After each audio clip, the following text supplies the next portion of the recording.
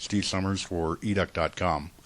I'm here at the MGM Grand in Las Vegas, Nevada. Tonight, the Ducks will take on the UCLA Bruins for the Pac-12 Tournament Championship.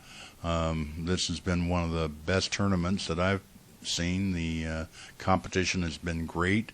The two teams are 1-2, with the Bruins and Ducks both holding a 25-8 season record, with the Bruins having a 15-5 conference record, as opposed to the Ducks with a 14-6 record. So this really did match up statistically the top two teams in the conference. This has been a remarkable tournament with 3 overtime games. The competition has been really close.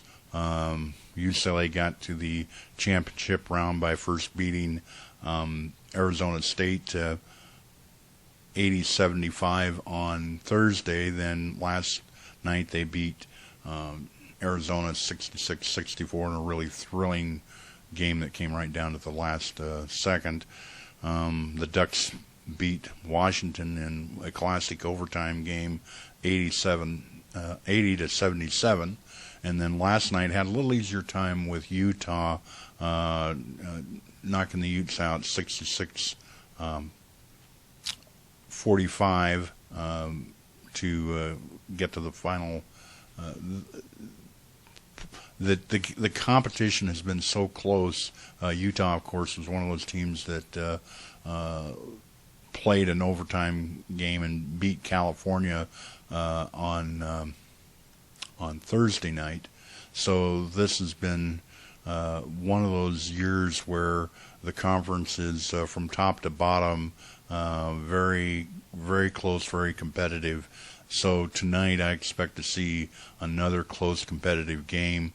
Certainly one of the things to note is that Jordan Adams, the leading scorer in the UCLA-Arizona game last night, who ended up with 24 points, was the star of the game, broke his foot literally on the last play of the game, is not going to be in action.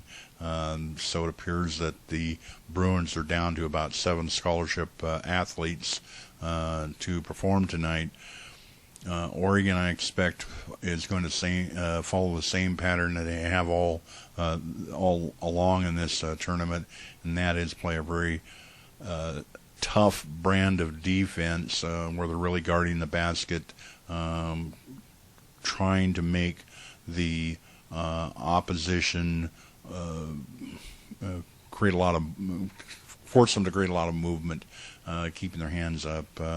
If they can get the Bruins to take outside shots and also position themselves so that they're cutting off the passing angles and the lane angles, so that when UCLA is trying to drive to the basket, they're driving right into the teeth of the defense. Offensively, I would expect that the Ducks are going to come out and in the first half at least try to hit some outside shots to get open up the spacing on the floor. Then in the second half, they would like to get the ball down low into the post to Tony Woods or Waverly Austin, Arsalan Kazemi, and try to score underneath, and then also draw fouls so that the Ducks can get to the free throw line and get a lot of points and easy baskets from the free throw line. So I think that's what the strategy for the Ducks is going to be.